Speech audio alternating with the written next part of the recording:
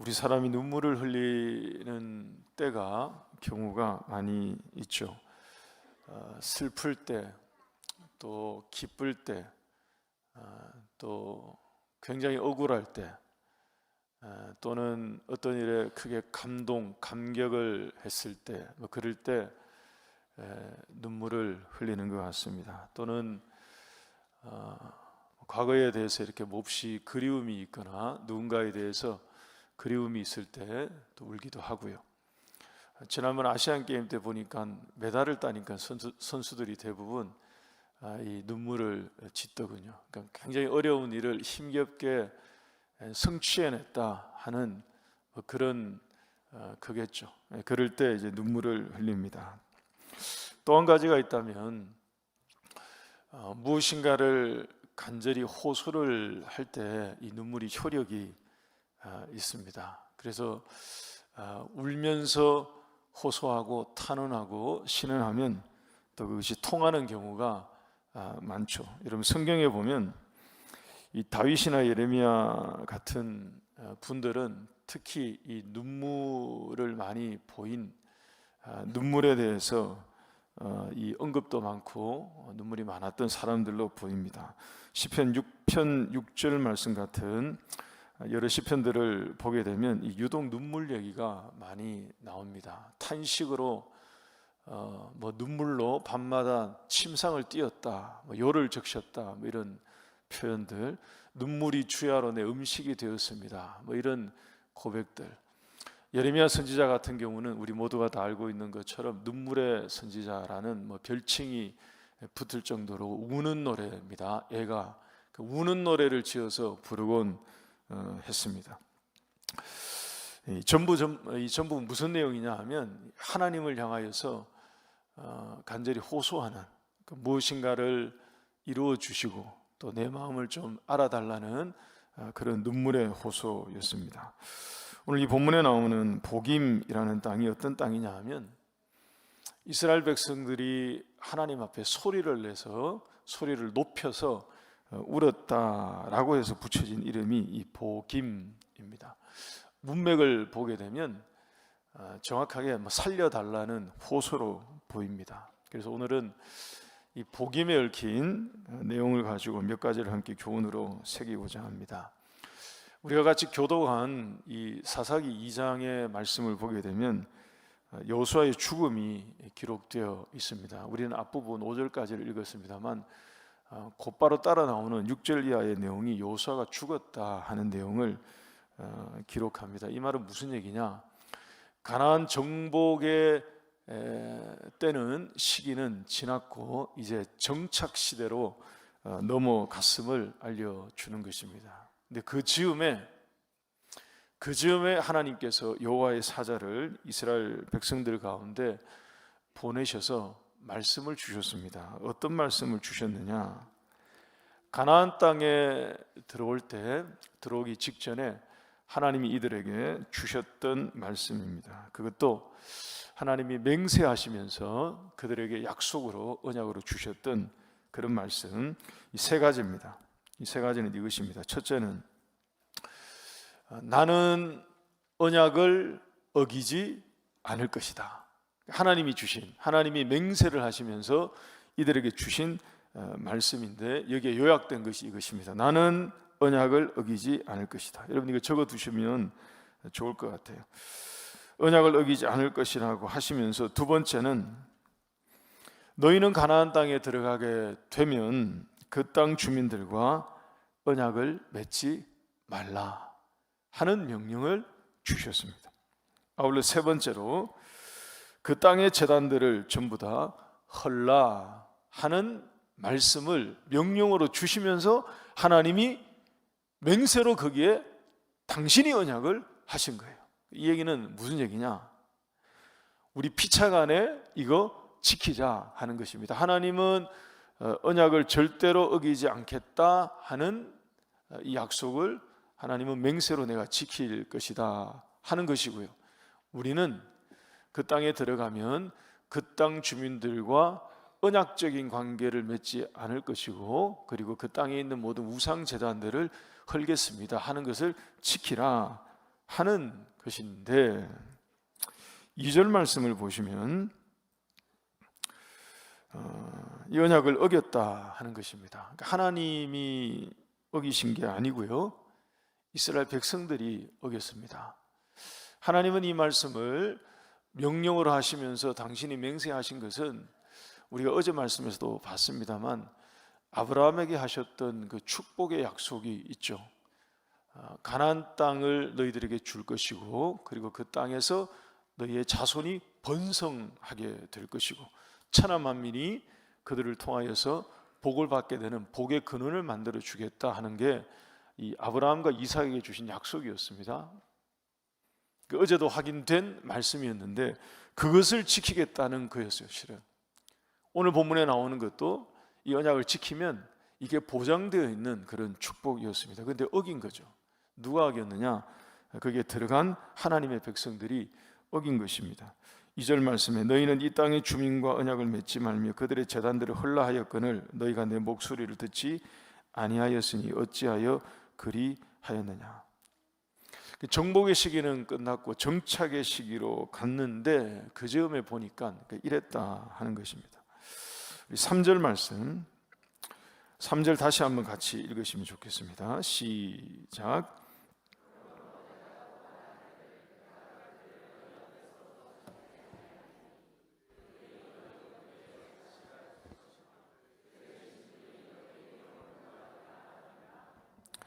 그래서 하나님이 3절처럼 이렇게 말씀하신 거예요. 이거 깼기 때문에 이들이 그들 가운데 가시처럼 남아있게 될 것을 말씀을 하십니다. 이 말씀 듣고 난 다음에 이스라엘 백성들이 울기 시작했습니다. 소리를 높이 내서 작게 운 게 아니라 4절에 있죠. 소리를 높여 울었다라고 합니다.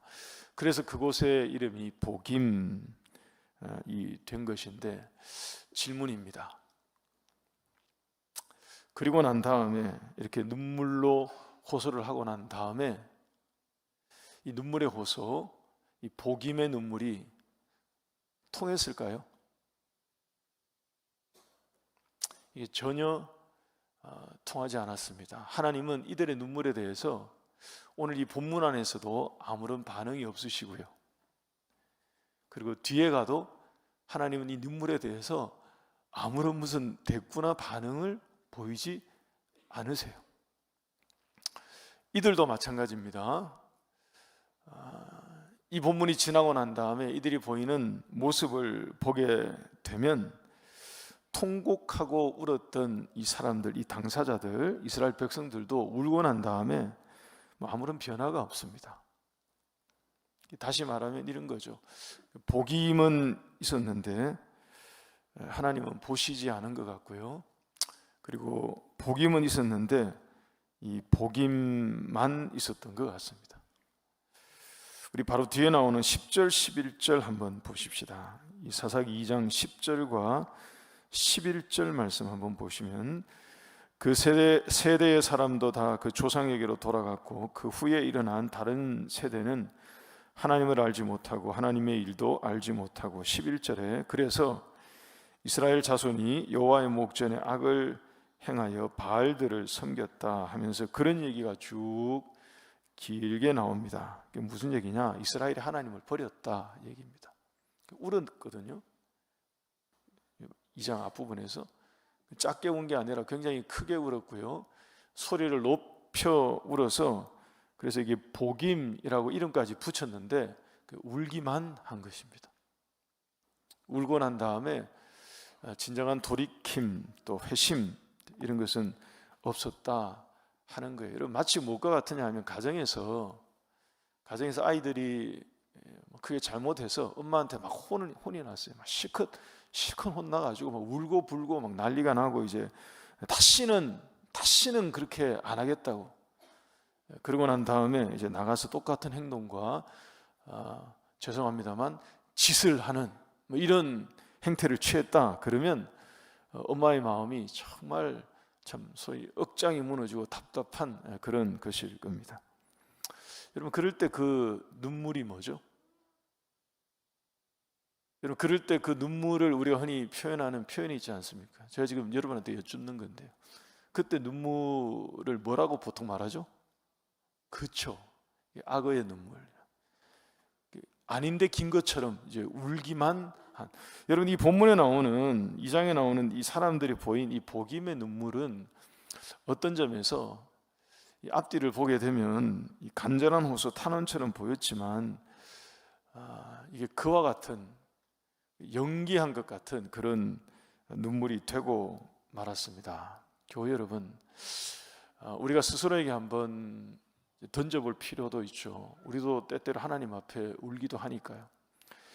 근데 우리의 그 눈물이 여기에 나오는 이 복임의 눈물이 아니 되어야 되는데, 혹시 내 삶에서 이런 식의 눈물에 그치는 것은 아닌지 우리가 돌아볼 필요가 있습니다.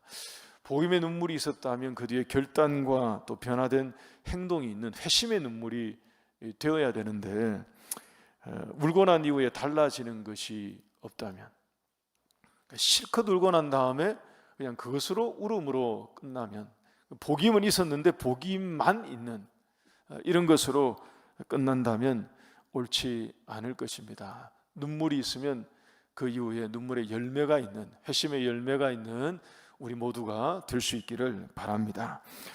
그러면 여러분, 이들이 왜 울기만 하고 아무 일도 행하지 않고요, 또 아무 일도 일어나지 않았던 걸까요? 그 이유는 여러분, 자기들이 왜 울어야 했는지, 울게 된 이유가 진짜 무엇인지 그 이유를 모르고 그냥 울었기 때문입니다. 바꿔 말하면, 하나님이 그들에게 복임을 주신, 이 복임의 상황을 만들어 주신 하나님의 뜻을 깨닫지 못하고 그냥 소리내어 우는 것으로 충분한 줄 알았다는 것입니다. 그러니까 울면 되는 줄로 그냥 안 것 같은. 1절을 다시 한번 보십시다. 1절 말씀을 다시 한번 보시면 매우 흥미로운 한 장면이 나옵니다. 1절 상반절 말씀을 다시 한번 보십시오. 여호와의 사자가 길갈에서부터 복임으로 올라와 말하되 하는 대목이 있죠. 여호와의 사자는 하나님이 보내신 천사, 사신입니다. 근데 이들이 길갈에서부터 복임으로 올라왔다라고 말을 합니다. 하나님의 천사의 집이 길갈에 있나요, 여러분? 여호와의 사자라는 얘기는 하나님이 보내신 영일 테고요, 하나님이 보내신 영적인 존재, 천사를 지칭하는 걸 테고요, 하나님이 보내신 하나님의 대리인이시니까 길갈에 그의 집이 있지는 않았을 거예요. 하나님이 보내셨다고 하면 하늘로부터 오셔야겠죠. 하늘로부터, 당연히 하늘로부터 오시는 거죠. 하나님이 하늘로부터 하나님의 사자를 보내셨다, 뭐 이렇게 돼야 될 것 같은데, 이들이 길갈에서 올라왔다라고 말합니다. 이들을 책망하기 위해서요. 여기 담고 있는 메시지가 있겠죠. 여호와의 사자가 길갈에서부터 올라왔다 하는 얘기는 길갈을 가리키는 것입니다. 길갈을, 이 방향을 길갈로 지금 뭔가를 가리키고 있는 거예요.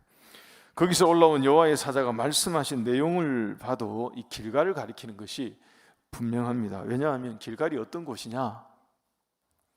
이스라엘 백성들이 가나안 땅에 들어올 때 여호수아 2장부터 3장, 4장 이렇게 이어지면서 나오는 그 길갈 언약 같은 내용이 길게 나오는 부분이 있습니다.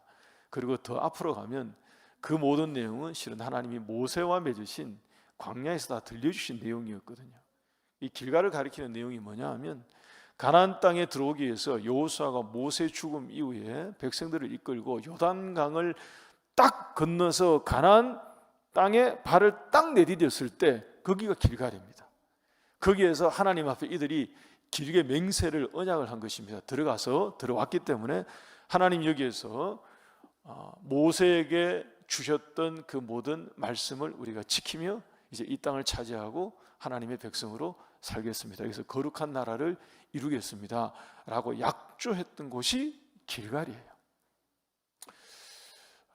근데 이들이 들어와서 이것을 다 지키지 못했던 거죠. 오늘 본문에서 요약한 것이 그것입니다. 하나님은 어기지 않겠다고 말씀하셨지만 이들이 어겼고요, 길갈에서 되새겼던 그 모든 내용들을 내려놓은 것과 같았던 것입니다. 하나님의 사자가 길갈로부터 복임으로 올라왔다는 얘기는 길갈을 가리키는 거라니까요. 그 다음에 이 장소를 설령 이들이 설마 길갈에서 라고 했을는지 몰라도 내용을 들어보면 이들로 하여금 길갈을 떠올리게 만드는, 가나안에 처음 들어왔을 때 그들이 하나님 앞에 약조했던 것을 다시 되새기게 만드는 그런 것이 맞아요. 하나님이 어떤 메시지가 여기에 담겨져 있을까요? 길갈로 다시 돌아가라는 거죠. 위치를 바꾸라는 것은 아니었을 것입니다. 왜냐하면 이들은 이 땅에서 이제 정착을 했으니까요. 길갈의 정신과 마음과 그 다짐으로 돌아가라 하는 메시지가 여기에 담겨져 있는 것입니다. 이것이 필요한데 이들은 복임만 하면 되는 줄 알았던 거죠. 복임을 했다면 길갈로 가야 하는데 이들은 복임을 하고 복임에 있으면 되는 줄 알았다 하는 것입니다. 여러분, 다음에 두 가지를 기억해 주십시오. 제가 지금 설명드린 내용 요약입니다. 이 두 가지입니다. 이런 복임의 통곡은 이런 메시지를 우리에게 기억하게 만드는 것입니다. 첫째는 울기는 했는데 울기만 했습니다. 복임을 했지만 복임만 했다는 것입니다. 두 번째는 복임을 했다면 길갈로 갔어야 했는데 복임을 하고 복임에 남아 있었던 거죠. 복임에 남아 있으므로 그 복임을 주신 하나님의 뜻은 놓쳤던 것입니다.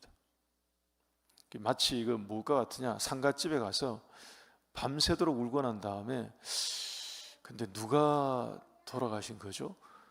라고 말하는 것 같은, 그러니까 실컷 울었는데 왜 울어야 했는지를 놓친 거죠. 이들의 가운데 복임의 상황을 만난 거예요. 그러니까 하나님 앞에 통곡해야 되는 이 땅이 통곡의 땅이 된 게 맞는데 자기들이 왜 통곡을 해야 됐는지를, 거기에 담겨진 하나님의 진정한 뜻은 무엇인지 보지는 않고 놓친 상태로 울기만 한 것입니다. 그러니까 울었는데 울음만 있었던 거죠. 복임을 했는데 복임으로 끝났다는 것입니다. 하나님은 길갈로 가라고, 길갈의 정신으로 돌아가고 길갈의 다짐을 다시 붙들으라고, 길갈에서 같이 하나님 앞에 맺었던 그 약속의 내용들을 다시 되새기라고, 그때의 상태로 마음가짐을 다시 새롭게 하라고 길갈을 가리키는데 이들은 복임으로 충분한 줄 알았던 것입니다. 복임을 하면 이게 통하는 줄 알았어요. 복임을 하고 끝내면 뭔가 달라지는 줄 알았습니다. 자기들은 전혀 다른 액션을 취하고 있지 않은데요, 그 직후에 하나님을 곧바로 버려버렸는데도 이들이 이 복임을 통해서, 이 통곡의 땅을 통해서 뭔가가 괜찮을 줄 기대했을는지 모릅니다. 근데 그렇지 않았던 거죠. 여러분, 이 복임의 통곡의 한계입니다. 그래서 이 특징이자 문제죠. 복임이 있었지만 복임만 있었고요, 복임을 했다면 길갈로 갔어야 했는데 복임에 남아 있었던 것입니다. 저와 여러분들의 삶 가운데 하나님이 때때로 우리에게도 복임을 주실 때가 있습니다. 울게 하실 때가 왜 없겠어요, 여러분? 우리의 마음 가운데도 하나님이 가슴을 치며 울게 하는 때가 있겠죠. 여러분, 그럴 때 우리는 길갈로 돌이켜서 복임의 열매가 있는, 거기서 열매를 맺는 주의 신실한 백성들이 될 수 있기를 주의 이름으로 축원합니다.